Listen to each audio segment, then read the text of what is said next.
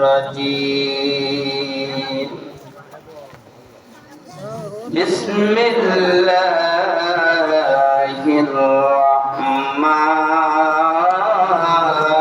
الرحيم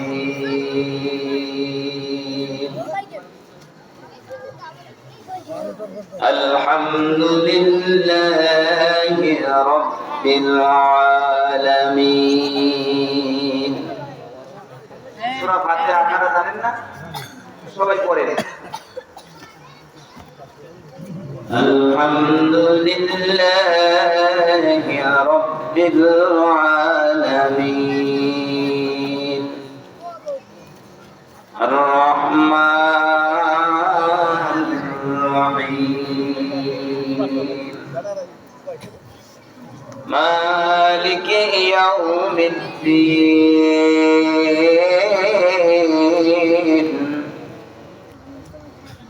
إياك نعبد وإياك نستعين اهدنا الصراط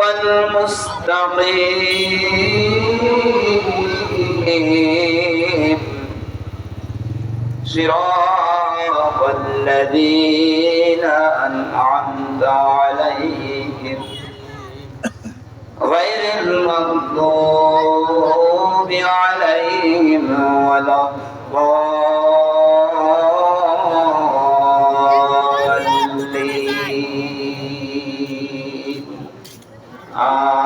آمين. وقال النبي صلى الله عليه وسلم عليك بتقوى الله فإنها جمعه كل خير وعليك بذكر الله وتلاوة كتابه فإنه نور لك في الأرض وذكر لك في السماء واحفظ لسانك إلا من خير فإنك بذلك تغلب الشيطان.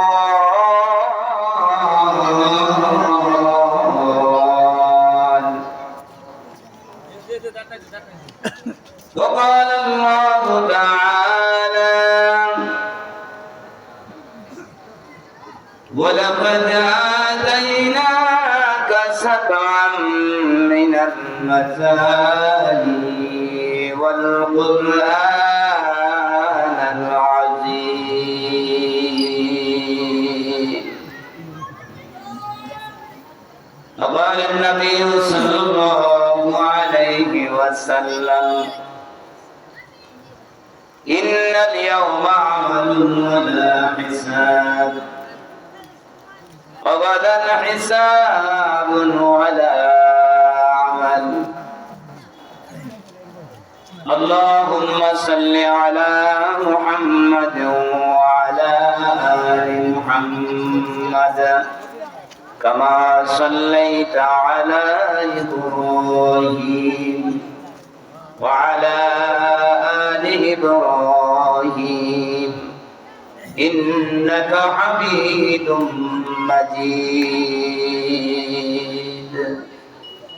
আমরা সকলে বলি আলহামদুলিল্লাহ, আরো জোরে বলি আলহামদুলিল্লাহ।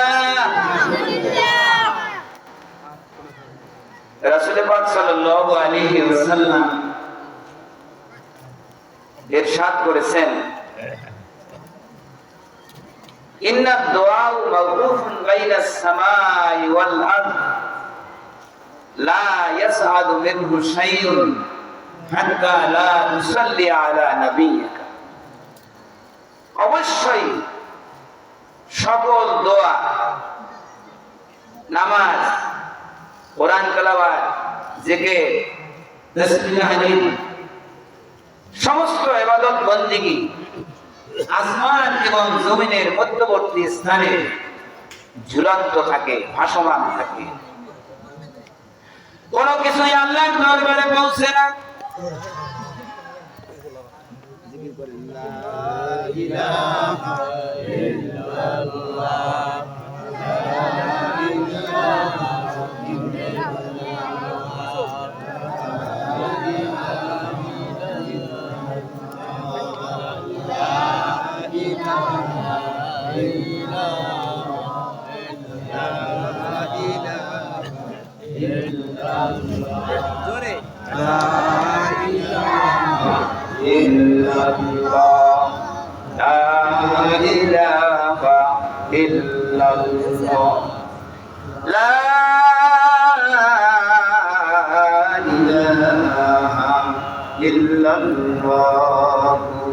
মুহাম্মাদুর রাসূলুল্লাহ সাল্লাল্লাহু আলাইহি ওয়াসাল্লাম। হাদিসের অর্থ হচ্ছে সমস্ত দোয়া, নামাজ, কোরআন তেলাওয়াত, জিকির আজকার, তাসবিহ তাহলিল, সমস্ত ইবাদত বন্দেগী আসমান এবং জমিনের মধ্যবর্তী স্থানে ঝুলন্ত থাকে, ভাসমান থাকে। কোনো কিছুই আল্লাহর দরবারে পৌঁছে না। হাত্তা লা তুসাল্লি আলা নাবিয়িকা, যতক্ষণ পর্যন্ত নবী করিম সাল্লাল্লাহু আলাইহি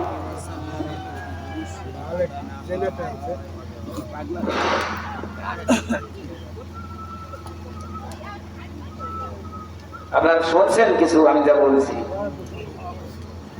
আমার নসিব খারাপ, দেখেন না বারবার বিদ্যুৎ যায় আসে, কথা একটা বললে আবার ওইটা বলা লাগে।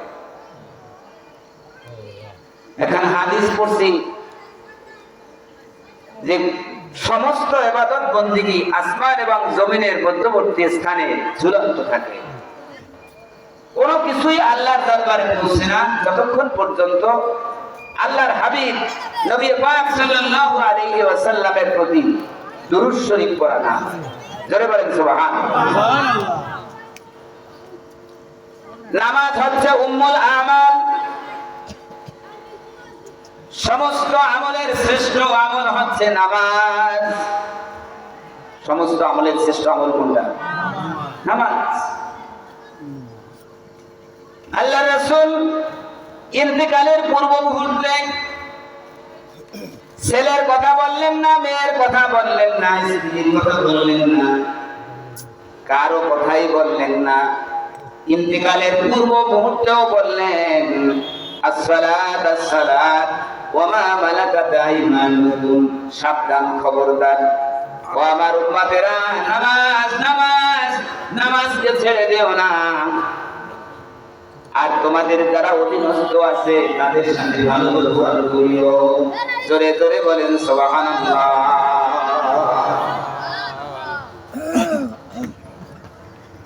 আল্লাহ রাব্বুল আলামিন পবিত্র কোরআনের সূরা আলাকের সর্বশেষে আল্লাহ রাব্বুল আলামিন বলেছেন ওয়াসজুদ ওয়াবতারিব, বান্দারে আমার কুদরতি পায়ে সিজদা দাও আর আমার নিকটবর্তী হয়ে যাও। বলেন সুবহানাল্লাহ।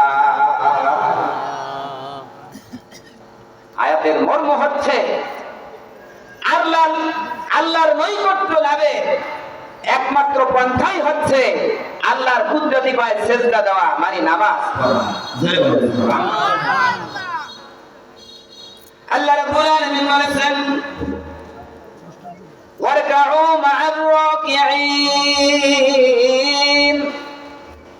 যারা রুকু করে তোমরাও তাদের সাথে রুকু করো। ওয়াকুম মিনাস সাজিদিন, যারা সিজদা করে তুমিও তাদের সাথে সিজদা করো।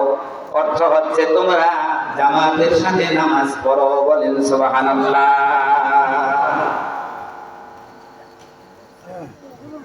আল্লাহ রাসূল যখন অত্যন্ত অসুস্থ হয়ে পড়লেন ঘুরতে, আর মসজিদে গিয়ে জামাতে নামাজ পড়ার মতো কিনা, বিছানায় শুয়ে পড়লেন। আমাদের আয়েশাকে বললেন, আয়েশা মসজিদে নববীর সোজা আমার হুজরার পর্দাটা জাগায়া দাও, আমার মাথাটা একটু উঁচু করে ধরো, আমি যেন আমার প্রিয় সাহাবীদের জামাতে নামাজের দৃশ্যটা দেখতে পারি। আম্মা যারা আয়েশা রাদিয়াল্লাহু তাআলা আনহা হুজরার পর্দা জ্বালিয়ে দিলেন, মাথাটা একটু উঁচু করে ধরলেন। আল্লাহ রাসূল দেখতেছেন হযরত আবু বকরের নেতৃত্বে তার ইমামতিতে নামাজ শুরু হয়ে গেছে। একজন ইমাম যখন আল্লাহু আকবার বলে সিজদায় যায়, সমস্ত মুসল্লিরা এই বলে উন্নত মাথাটা অবনত হয়ে আল্লাহ রাসূলকে পায়ে সিজদায় গিয়ে পড়ে। এত সুন্দর দৃশ্য পৃথিবীর কোনো ধর্মে নাই। সুবহানাল্লাহ। আল্লাহ রাসূল আম্মা যারা আয়েশাকে বললেন, আয়েশা আমি নামাজের দৃশ্য দেখেছি, এখন আমাকে শোয়ায়া দাও। আম্মা যারা আয়েশা লক্ষ্য করলেন রাসূল পাক সাল্লাল্লাহু আলাইহি ওয়াসাল্লামের চোখ বেয়ে পানি ঝরতেছে। আম্মা যারা আয়েশা রাদিয়াল্লাহু তাআলা আনহা বললেন, ইয়া রাসূলুল্লাহ ইয়া হাবিবাল্লাহ, নামাজের দৃশ্য দেখে আপনি খুশি হবেন, নামাজের দৃশ্য দেখে আপনি কেন কাঁদতেছেন? আল্লাহ রাসূলের কান্নার মাত্রা বেড়ে গেল। আল্লাহ রাসূল কেঁদে কেঁদে বলতে লাগলেন, আয়েশা এই নামাজ প্রতিষ্ঠা করতে যাইয়া আমি তায়েফের ময়দানে কাফেরদের পাথরের আঘাতে আঘাতে বেহুশ হয়ে পড়ে গেছি, আমার জুতা রক্তে আটকে গেছে। এই নামাজ প্রতিষ্ঠার জন্য আমি উহুদের ময়দানে দান মোবারক শহীদ করেছি। এই নামাজ এই দিন প্রতিষ্ঠার জন্য আমি রাতের অন্ধকারে আমার মাতৃভূমি মক্কা থেকে মদিনায় হিজরত করেছি। আজকে নামাজ প্রতিষ্ঠা হয়েছে, নামাজ কায়েম হয়েছে, দিন কায়েম হয়েছে। الصلاة عماد الدين فمن أقامها فقد أقام الدين ومن تركها فقد هدم الدين। নামাজ হচ্ছে ইসলামের স্তম্ভ। যে নামাজ কায়েম করলো, নামাজ প্রতিষ্ঠা করলো, সে দিন প্রতিষ্ঠা করলো। আর যে নামাজকে ছেড়ে দিল, সে দিনকে ধ্বংস করলো। বলেন নাউযুবিল্লাহ। সুতরাং জামাতে নামাজ আদায় হচ্ছে আমার খুশি লেগেছে, নামাজ কায়েম হয়েছে, দিন কায়েম হয়েছে। ও আয়েশা, আজকে যে আমি কাঁদতেছি, এই কান্না কোনো দুঃখের কান্না না, এটা হচ্ছে আমার মাওলার ইশকের কান্না। জোরে জোরে বলেন সুবহানাল্লাহ। আমার বিশ্বাস কিয়ামত পর্যন্ত আমার উম্মতেরা এভাবে জামাতের সাথে নামাজ আদায় করবে। বলেন সুবহানাল্লাহ। এজন্য নামাজ হচ্ছে উম্মুল আমাল, সমস্ত আমলের শ্রেষ্ঠ আমল হচ্ছে নামাজ। আউয়ালু মা ইউহাসাবু বিহিল আবদু ইয়াওমাল কিয়ামাতিস সালাহ। কিয়ামতের কঠিন দিনে বান্দার থেকে সর্বপ্রথম যে হিসাব নেওয়া হবে সেটা হচ্ছে নামাজ। বান্দা নামাজ পড়ছে কি, নামাজের হিসাব সঠিক, অন্য অন্য হিসাব সহজ হয়ে যাবে। বলেন সুবহানাল্লাহ। এই নামাজ আল্লাহর দরবারে পৌঁছার শর্ত হচ্ছে দুরূদ শরীফ। এই জন্য নামাজের মধ্যে আত্তাহিয়াতুর পরে আমরা পড়ি কি? দুরূদ শরীফ। ঠিকানা ছাড়া যেভাবে চিঠি যায় না, আপনি চিঠি লিখছেন, ঠিকানা লেখেন না, আপনার চিঠিটা গন্তব্যস্থলে যাবে না, ওটা প্রিয় কালে ফেলাই দেবে। যেটার কোনো ঠিকানা ছাড়া যেভাবে চিঠি যায় না, দুরূদ শরীফ ছাড়া বান্দার কোনো ইবাদত বন্দেগী আল্লাহর দরবারে পৌঁছে না। বলেন সুবহানাল্লাহ। আসুন হৃদয় মন দিয়ে নবীজির প্রতি আমরা আরো একটু দুরূদ পড়ি। আল্লাহুম্মা সাল্লি আলা সাইয়্যিদিনা মাওলানা মুহাম্মাদ ওয়া আলা আলি সাইয়্যিদিনা মোহাম্মদ দিয়ে পড়ি। আল্লাহুম্মা সাল্লি আলা সাইয়্যিদিনা মাওলানা মুহাম্মাদ ওয়া আলা সাইয়্যিদিনা। আমরা সকলে বলি আলহামদুলিল্লাহ। হাজিরিন, সব সময় দুরূদ শরীফ পড়বেন, দুরূদ শরীফ পড়ার অভ্যাস করবেন। রাত্রে যখন শুইতে যাবেন দোয়া কালাম পরে দুরূদ শরীফ পড়তে পড়তে ঘুম পড়ে যাবেন। নসিব ভালো হইলে ওই মদিনাওয়ালার সাথে আপনার সাথে দিদার হয়ে যাবে, দেখা হয়ে যাবে। বলেন সুবহানাল্লাহ। আর এই দুরূদ শরীফ বান্দার বিপদের বন্ধু। দুরূদ শরীফ কি বিপদের বন্ধু। আমার সময় কিন্তু কম, আমার পরে আপনাদের আলোচিত বড় মুফাসসির কোরআন তিনি আলোচনা করবেন, এজন্য আমার সময়ও সংক্ষেপ। যতটুকু আলোচনা করি আপনারা মন দিয়ে শুনবেন, এটা আমার অনুরোধ, আমার অনুরোধ আর আল্লাহর অনুরোধ। আল্লাহ রাব্বুল আলামিন বলেছেন, وَإِذَا قُرِئَ الْقُرْآنُ فَاسْتَمِعُوا لَهُ وَأَنصِتُوا لَعَلَّكُمْ تُرْحَمُونَ।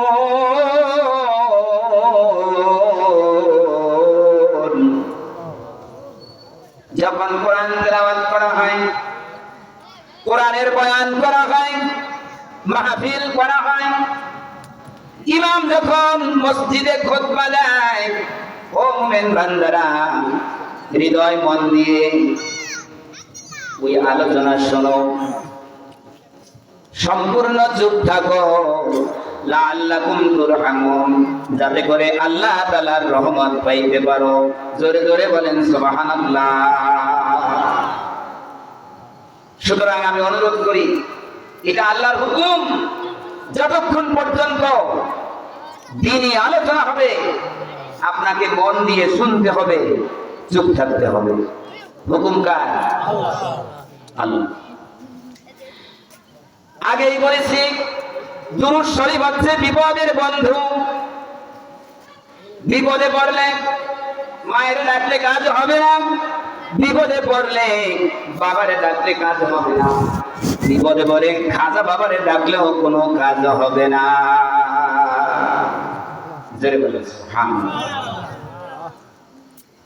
বিপদে পড়ে বেশি বেশি দুরূদ শরীফ পড়বেন, আল্লাহকে স্মরণ করবেন, এর পাশাপাশি বেশি বেশি করে দুরূদ শরীফ পড়বেন। বিপদ বিপদ থাকবে না, বিপদ আপনার জন্য নিয়ামত হয়ে যাবে। জোরে বলেন সুবহানাল্লাহ। আবু আব্দুল্লাহ সুলাইমান জাযুলি রহমাতুল্লাহ আলাইহি একজন বিশ্ববিখ্যাত আল্লাহর ওলি। আবু আব্দুল্লাহ সুলাইমান জাযুলি রহমাতুল্লাহ আলাইহি উনি সফররত অবস্থায় আছেন, মরুভূমির এলাকা, নামাজের সময় হয়েছে, পানি তালাশ করে পায়। মরুভূমিতে পানির যে কত সংকট, এটা যারা সফর করে নেয় তারা বুঝবে না। আমাদের হাতের কাছে খান, পুকুর, টিউবওয়েল, সামনে ক্রাউবেলি সাগর, ধান নদী খালেই তিনি বরিশাল। বরিশালের মানুষের পানির সংকটটা বোঝে না। এটা বোঝে বাংলাদেশের উত্তরবঙ্গের মানুষ, এটা বোঝে যারা মরুভূমির মানুষ, তারা পানি নামাজ পড়বেন, পানি তালাশ করতেছেন, পানি পায় না। নামাজ পড়তে উজু লাগে, উজু লাগে, এই হুকুমটা কার? আল্লাহ রাব্বুল আলামিন বলেছেন, ইযা কুনতুম ইলাস সালাতি ফাগসিলু উজুহাকুম ওয়া আইদিয়াকুম ইলাল মারাফিক ওয়ামসাহু বিরুউসিকুম ওয়া আরজুলাকুম ইলাল কাবাইন। তোমরা যখন নামাজ পড়তে যাও, তোমাদের চেহারাগুলিকে ধৌত করে নাও, তোমাদের উভয় হাতের কোনই সহ ধৌত করো, মাথা মাসেও করো, পায়ের টাকনুগিরা সহ ধৌত করো। হুকুম ডাকা ওযুতে কয় ফরজ? 4 ফরজ। হুকুম করছে কে? আল্লাহ। রাসূল পাক সাল্লাল্লাহু আলাইহি ওয়াসাল্লামকে সাহাবীরা প্রশ্ন করেছেন, ইয়া রাসূলুল্লাহ, ইয়া হাবিবাল্লাহ,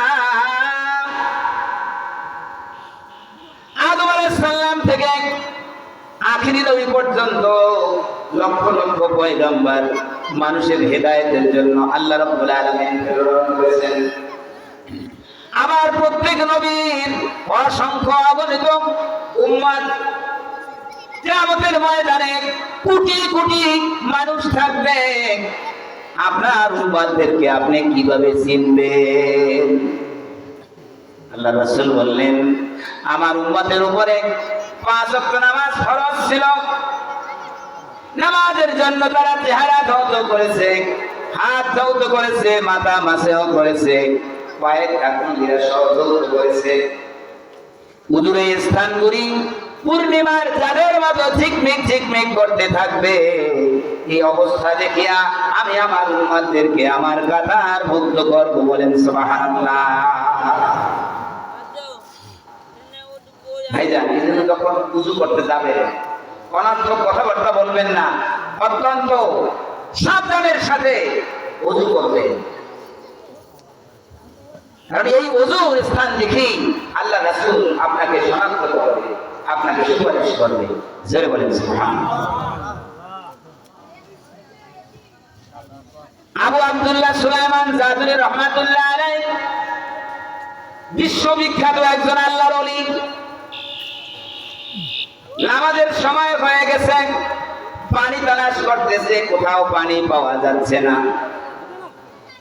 তালাশ করতে করতে একটা কূপের সন্ধান পাইল, ইন্দিরা কূপ। কিন্তু কূপের এত তলদেশে পানি, বালতিতে রশি লাগাইয়া ছেড়ে দিয়েছে, তারপরেও পানির নাগাল পাওয়া যায় না। লোকটা অস্থির হয়ে গেছে, সময় গড়িয়ে যাচ্ছে, উযু করতে পারলাম না। ওনার এই অস্থিরতা দেখে ছোট্ট একটা মেয়ে বলল, বাবা আপনার কি হয়েছে, আপনি এত অস্থির হলেন কেন? আবু আব্দুল্লাহ সুলাইমান জাদুরী রাহমাতুল্লাহ আলাইহি বললেন, বাবা তোমার কাছে বলে লাভ কি? সময় গড়িয়ে যাচ্ছে, উযু করতে পারি নাই, খুঁজতে খুঁজতে এই কূপ পাইলাম, এত তলদেশে পানি, বালতিতে রশি লাগাইয়া ছেড়ে দিয়েছি, তারপরও পানির নাগাল পাই না। এই কথা শুনিয়া ওই ছোট্ট মেয়েটা কি যেন করে ওই কূপের মধ্যে থুথু ফেললেন। সাথে সাথে ওই কূপের মধ্যে পানি সঞ্চার হয়ে গেল, কূপটা পানিতে কানায় কানায় পূর্ণ হয়ে গেল। বলেন সুবহানাল্লাহ। আবু আব্দুল্লাহ সুলাইমান জাদুরী রাহমাতুল্লাহ আলাইহি তাড়াতাড়ি উযু করে নামাজ আদায় করে ওই ছোট্ট মেয়েটাকে বলল, মা তুমি এমন কি সূরা জানো, এমন কি দোয়া জানো, যেই দোয়ার বদৌলতে এই খালি কূপের মধ্যে পানি উঠেছে। ছোট মেয়েটা বলল, বাবা আমি তেমন কোন সূরা কেরাত জানি না, আমি তেমন কোন দোয়া কালাম জানি না, আমি আমার আম্মুর কাছে দুরূদ শরীফ শিখেছি। আমার আম্মু বলেছেন যখন বিপদ আপদের অবস্থা দেখবে দুরূদ শরীফ পড়বে, দুরূদের ফজিলতে দুরূদের বদলে আল্লাহ রাব্বুল আলামিন ওই বিপদকে নিয়ামত বানায় দেবে। বলেন সুবহানাল্লাহ। সুতরাং আল্লাহ তাআলা বান্দাকে সুখে রাখে, দুঃখে রাখে, বিপদে রাখে, বিপদ মুক্ত রাখে। বিপদ আসলে মায়ের রাখলে কাজ হবে না, বাবারে রাখলে কাজ হবে না, খাসা বাবারে রাখলেও কাজ হবে না। আল্লাহকে স্মরণ করতে হবে। আল্লাহর স্মরণের পাশাপাশি আল্লাহর হাবিবের প্রতি মহব্বত দিয়ে দুরূদ শরীফ পড়তে হবে। বিপদ আর বিপদ থাকবে না, বিপদ নিয়ামত হয়ে যাবে। আল্লাহুম্মা সাল্লি আলা সাইয়্যিদিনা মাওলানা মুহাম্মদ ওয়া আলা আলি সাইয়্যিদিনা। मोहब्बत में पढ़े अल्लाहुम्मा सल्ली अला सय्यिदिना मौलाना मुहम्मद व अला आलि सय्यिदिना।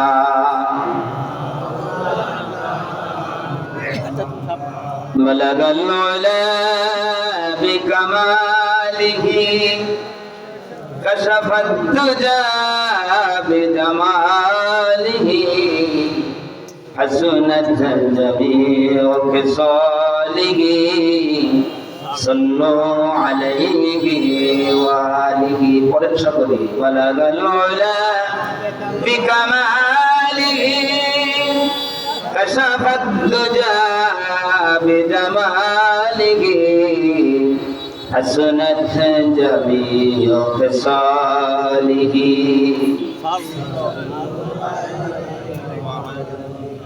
अल्लाह के जे पाइते जा हजरत के भालोबेसे अल्लाह के जे पाइते जा हजरत के भालोबेसे अर्श कुर्सी लौह कलम ना चाहते पेछे से अल्लाहुम्मा सल्ली अला सय्यिदिना मौलाना मुहम्मद व अला आलि सय्यिदिना। আমরা সকলে বলি আলহামদুলিল্লাহ, আরো জোরে বলি আলহামদুলিল্লাহ।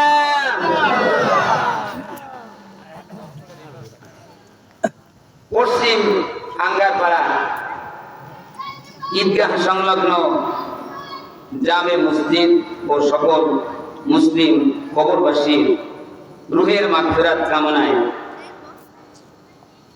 আজকের এই মাহফিলে এই বেহেশতের বাগানে আল্লাহ রাব্বুল আলামিন আমাদেরকে কবুল করেছেন।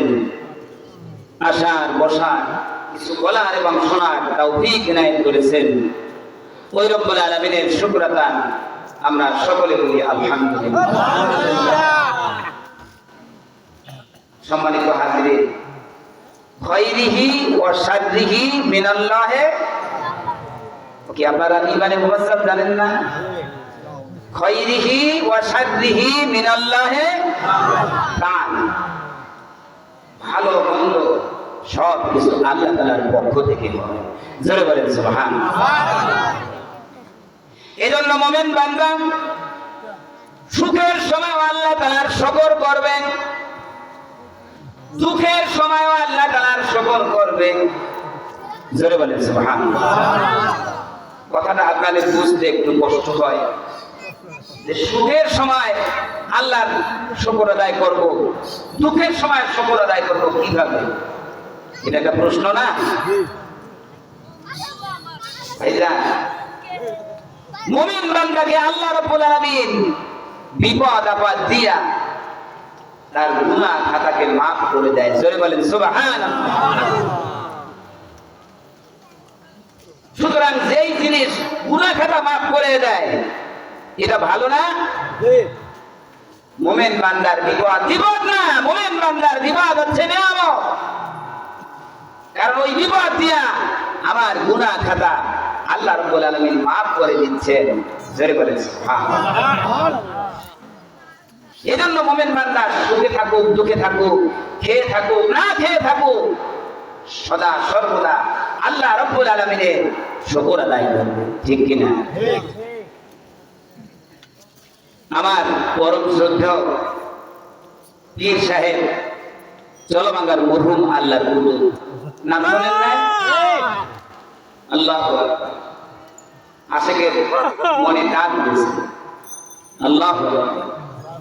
আমি আল্লাহর ওলির খেদমত করার আমার সুযোগ হয়েছে। দীর্ঘদিন পর্যন্ত চলমাঙ্গার মরহুম আল্লাহর কুতুবের খেদমত করার আমার তৌফিক হয়েছে। কায়সা হুজুর রহমাতুল্লাহ আলাইহির খেদমত করার আল্লাহ তৌফিক দিয়েছে। এভাবে অনেক বুজুর্গের পদধূলি নেওয়ার আল্লাহ তাআলা তৌফিক দিয়েছেন। ওই আল্লাহর ওলিদের সোহবত, তাওয়াজ্জু, তাদের দোয়ার বরকতি বিভিন্ন স্টেজে আল্লাহ বসায়। ঠিক কিনা? সুবহানাল্লাহ। তো আমার চলমাঙ্গার মরহুম আল্লাহর কুতুবের একজন পাগল ছিল, বরগুনার একজন ব্যবসায়ী, ওনার নাম আব্দুল মান্নান। তো ওনার একবার প্যারালাইসিস রোগ হইয়া উনি বিছনায় শায়িত হয়ে গেলেন। ওই আব্দুল মান্নান ভাই বিছনায় শায়িত হয়ে আল্লাহর দরবারে কান্নাকাটি শুরু করে দিয়েছেন। আল্লাহ,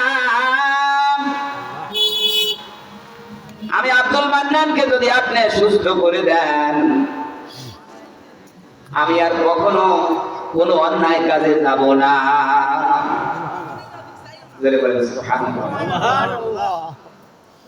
আমি একদিন জিজ্ঞাসা করি, ভাইজান আপনি তো ভালো করে কথা বলতে পারেন না, আপনার জিহ্বায় বাজে। বলে আমার প্যারালাইসিস হয়েছিল। আমি কই ইন্না লিল্লাহ। বলে ইন্না লিল্লাহ, এটা আমার নিয়ামত। জোরে বলেন সুবহানাল্লাহ। আমি কই ভাইজান নিয়ামত হলো কিভাবে একটু বুঝান। ওই আব্দুল মান্নান বলল, ও নিজাম ভাই, আমার এই প্যারালাইসিস রোগ হওয়ার আগে আমি আব্দুল মান্নান এমন কোন অপকর্ম ছিল না, এমন কোন পাপ ছিল না যা করি নাই। আল্লাহ রাব্বুল আলামিন আমাকে মেহেরবান করেছেন, দয়া করেছেন, আমার এই পাপের গাড়িটাকে প্যারালাইসিস রোগ দিয়া ব্রেক করে দিয়েছেন। আমি আল্লাহর দরবারে কান্নাকাটি করেছি, আমি নিয়ত করেছি আল্লাহ যদি আমাকে সুস্থ করে আমি আর কোনো অপরাধ করব না, বরং আমি চলাবাঙ্গার আল্লাহর কুতুবের সান্নিধ্যে যাব, তার মুড়ি খাবো, পাঁচ ওয়াক্ত নামাজ কালাম পড়ব। জোরে বলেন সুবহানাল্লাহ। আল্লাহ আমাকে সুস্থ করেছেন। সুতরাং আমার ওই প্যারালাইসিস রোগ এটা আমার জন্য নিয়ামত। জোরে বলেন সুবহানাল্লাহ।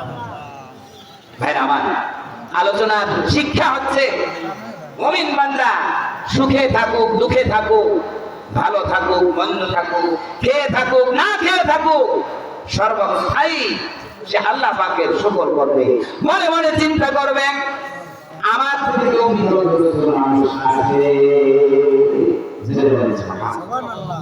সুতরাং যেই রব্বুল আলামিন আজকে এই পবিত্র জলসায় বেহেশতের বাগানে আপনাকে আমাকে আসার বসার কিছু বলার এবং শোনার তৌফিক এনায়েত করেছেন ওই রব্বুল আলামিনের শুকরাদান।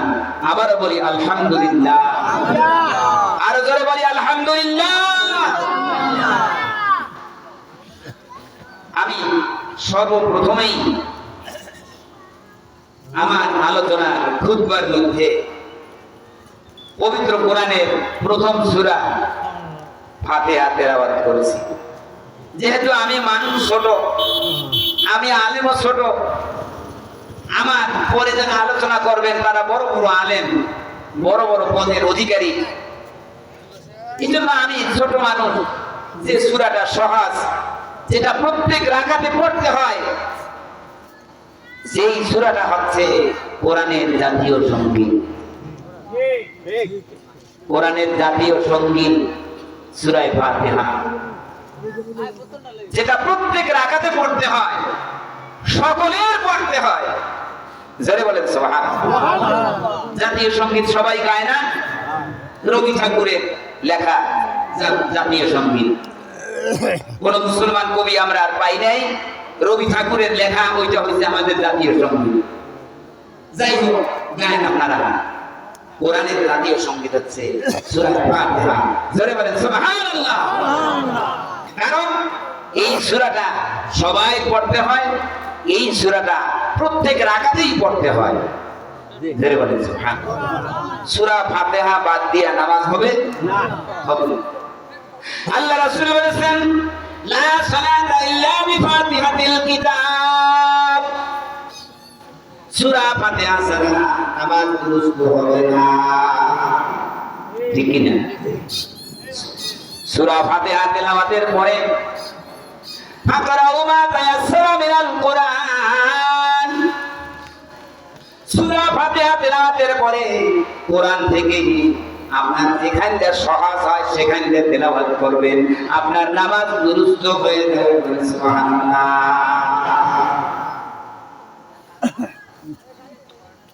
সূরা ফাতিহার ফজিলত আল্লাহ নিজে বর্ণনা করেছেন। জোরে বলেন সুবহানাল্লাহ। পবিত্র কোরআনের সবচেয়ে বড় সূরা সূরা আল বাকারা, 286 আয়াত। সূরা বাকারা সম্পর্কে কোরআনের অন্য কোন সূরায় তার ফজিলত সম্পর্কে আলোচনা নাই। সূরা বাকারার পরে আলে ইমরান, আলে ইমরানের ফজিলত সম্পর্কে কোরআনের অন্য কোন জায়গায় আলোচনা নাই। সূরা ইয়াসিন কলবুল কোরআন, হার্ট অফ দা হলি কোরআন, কোরআনের হৃদপিণ্ড। এই সূরাটার ফজিলত সম্পর্কে কোরআনের অন্য কোন জায়গায় আলোচনা নাই। সূরা আর রহমান, যেই সূরাখানা কিয়ামতের কঠিন দিনে ওই আরশে আজিমের মালিক আল্লাহ রাব্বুল আলামিন নিজে তেলাওয়াত করে তার বান্দাকে শোনাইবে। বলেন সুবহানাল্লাহ। আর রহমান আল্লামাল কুরআন খলাকাল ইনসানা আল্লামাহুল বায়ান। জোরে বলেন সুবহানাল্লাহ। এই সূরাটা যখন আল্লাহ পাক নিজে তেলাওয়াত করবে, মানুষ এই সূরা শুনে লক্ষ লক্ষ বছর বেহুশ হয়ে থাকবে। বলেন সুবহানাল্লাহ। এই সূরা আর রহমান সম্পর্কে কোরআনের অন্য কোন জায়গায় এর ফজিলত সম্পর্কে আলোচনা নাই। সূরা ওয়াকিয়া সম্পর্কে অন্য কোন জায়গায় আলোচনা নাই। কোন সূরা সম্পর্কে কোরআনের অন্য কোন জায়গায় আলোচনা নাই। কিন্তু সূরা ফাতিহা সম্পর্কে পবিত্র কোরআনের মধ্যে আল্লাহ তাআলা সূরা ফাতিহার ফজিলত বর্ণনা করেছেন। জোরে জোরে বলেন সুবহানাল্লাহ। এখানে কোরআনের হাফেজ আছে নাই? ওয়ালাকাদ আতাইনাকা সাবআম মিনাল মাসানি ওয়াল কুরআনাল আযীম। জোরে বলেন সুবহানাল্লাহ। আল্লাহ রাব্বুল আলামিন তার হাবিবকে উদ্দেশ্য করে বলেন, ও আমার হাবিব রে, আমি আপনাকে 7 আয়াত বিশিষ্ট সূরা ফাতিহা দান করেছি, যেটা 12 বার তেলাওয়াত করতে হয়, বারবার তেলাওয়াত করতে হয়, প্রত্যেক রাকাতে তেলাওয়াত করতে হয়।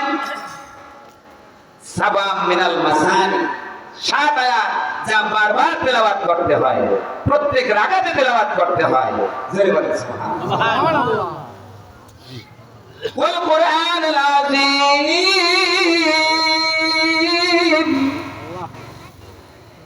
আর আপনাকে দান করেছি মহাগ্রন্থ আল কোরআন। জোরে বলেন সুবহানাল্লাহ।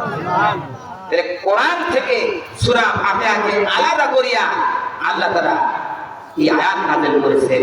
আমি আপনাকে 7 আয়াত বিশিষ্ট সূরা ফাতিহা দান করেছি, আর দান করেছি মহাগ্রন্থ আল কোরআন।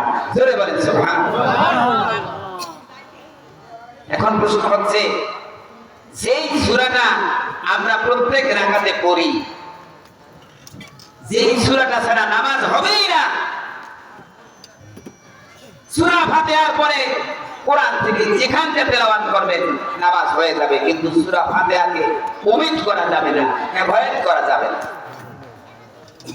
প্রশ্ন হচ্ছে, এই সূরা ফাতিহা সম্পর্কে আমরা কতটুকু জানি, এর অর্থ, এর তাফসীর আমরা কি জানি? অনেকেই জানি না। কারণ কোরআন এটা আমাদের কাছে এডিশনাল হয়ে গেছে, পড়লে পড়লাম, না পড়লে না পড়লাম। অঙ্ক, বাংলা, ইংরেজি, mathematics, electric math, computer science and engineering, এই সমস্ত আমাদের কাছে ফরজ, কোরআন আমাদের কাছে ফরজ। বলেন না? অথচ যেই কোরআন আমার কবরে সুপারিশ করবে, যেই কোরআন আমাকে পরকালে সুপারিশ করবে, সেই কোরআন আমরা পড়ি না, কোরআনের অর্থ বোঝা উচিত। আল্লাহ রাব্বুল আলামিন বলেন, আফালা ইয়াতাদাব্বারুনাল কুরআন, তারা কি কোরআন নিয়ে একটু চিন্তা ভাবনা করে না? তারা কি কোরআন নিয়ে একটু গবেষণা করে না? আম আলা কুলুবিন আকফালুহা, নাকি তাদের অন্তর তালাবদ্ধ? বলেন নাউযুবিল্লাহ। তাহলে বোঝা যায় কি, যারা কোরআন নিয়ে গবেষণা করে না, কোরআন নিয়ে চিন্তা ভাবনা করে না, কোরআনের অর্থ বুঝে না, তাফসীর বুঝে না, বোঝার চেষ্টা করে না, এদের অন্তর তালাবদ্ধ। বলেন নাউযুবিল্লাহ। আল্লাহ এই তালাবদ্ধ অন্তর থেকে আমাদেরকে হেফাজত করুন, আমরা যেন কোরআন বুঝতে পারি। আল্লাহ আমাদের তৌফিক দান করুন। সকলে বলেন আমিন। সূরা ফাতিহা পড়ি, অর্থ বুঝি না। এই সূরা ফাতিহার অর্থ করেছেন আমাদের বিদ্রোহী কবি কাজী নজরুল ইসলাম, কাব্য আকারে, কবিতা আকারে। সুবহানাল্লাহ। সকলি বিশেষ আমি আল্লাহর মহিমা, করুণা বিভার যার নাই নাই সীমা, বিচার দিনের বিভোগ কেবল তোমারি, আরাধনা করি আর শক্তি ভিক্ষা করি, সরল সহজ পথে মোদের চালাও, যাদের বিলাও দয়া সেই পথ দেখাও, অভিশপ্ত তোমার পথ ভ্রষ্ট যারা প্রভু, ধানের পথে যেন চালায় না কভু। বলেন সুবহানাল্লাহ। সূরাটা কাব্য আকারে অর্থ করেছে, এটাও তো আমরা জানি না। শুধু বিদ্রোহী কবি কাজী নজরুল ইসলাম একাই সূরা ফাতিহার অর্থ করেন নাই, গোলাম মোস্তফাও করেছিলেন। অনন্ত অসীম প্রেমময় তুমি, বিচার দিনের স্বামী যত গুণগান হেছিল তোমারই অন্তর যাবি দুলোকে ভুলুকে সবারে ছাড়িয়া তোমারই চরণে পরি লুটাইয়া তোমারই সকাশে যাচ্ছি হে সকতি তোমারই করুণা গামী জোরে বলেন সরল সঠিক পুণ্য পন্থা মোদের দাও গো বলি চালাও সে পথে যে পথে তোমার প্রিয়জন গেছে তুমি যে পথে তোমার চির অভিশাপ যে পথে ভ্রান্তি চির পরিত্রাণ মোদের কখনো করো না সে পথগামী কোরআনের লগে আমাদের কোনো খবর নাই অথচ এই কোরআন হিন্দুরা পর্যন্ত গবেষণা করেছে জোরে বলেন সুবহানাল্লাহ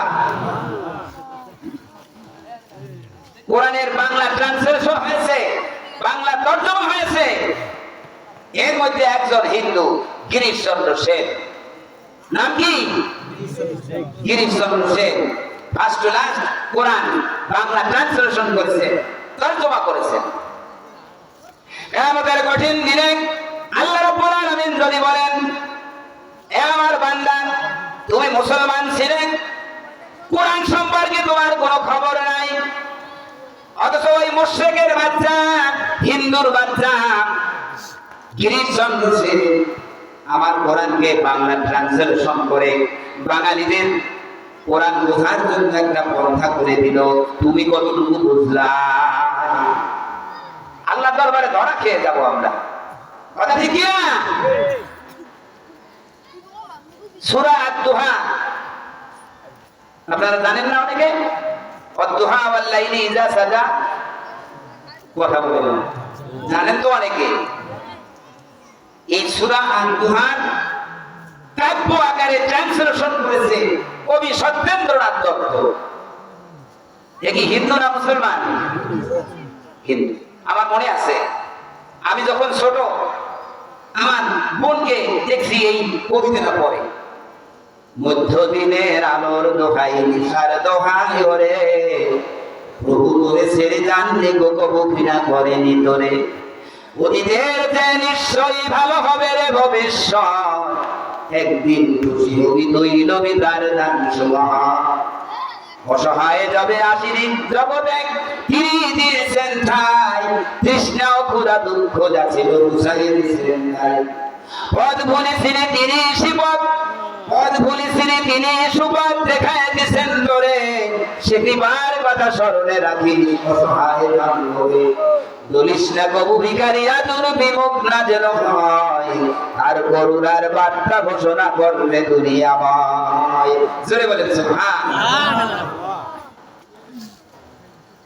আল্লাহ যদি বলে সত্যেন্দ্রনাথ দত্ত একটা হিন্দুর বাচ্চা মুশরিকের বাচ্চা হইয়া কোরআন গবেষণা করলো একটা সূরা তর্জমা করলো আর তুমি মুসলমান হয়ে সূরা ফাতিহা পড়তেছো তুমি কিছু বুঝবে না বোঝার জন্য কোন ইমাম সাহেবকে জিজ্ঞাসাও করো না হ্যাঁ আমি দীর্ঘ 30টা বছর ধরে বরগুনা 10 কোটি চাকরি করেছি রেজিস্ট্রার পোস্ট থেকে আমি পেনশনে এসেছি কত মানুষ যে আমার কাছে গেছে ভাইজান এই মামলা ওই মামলা এই সমস্যা ওই সমস্যা কিন্তু একটা মানুষও বলে না ভাইজান আমি তো কোরআন বুঝি না আমি তো সূরা ফাতিহা পড়তে পারি না এর অর্থ বুঝি না সূরা ইখলাস পড়তে পারি না অর্থ বুঝি না আমার কবরে কি অবস্থা হবে পরকালে কি অবস্থা হবে এইরকম কোন আসামি আমি খুঁজে পাই না দুনিয়ার আসামি পাইছি অনেক কথা ঠিক কিনা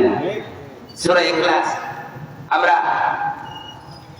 প্রতি দ্বিতীয় রাকাতে প্রায় আমরা সূরা ইখলাস পড়ে থাকি কিনা ঠিক কিনা বলেন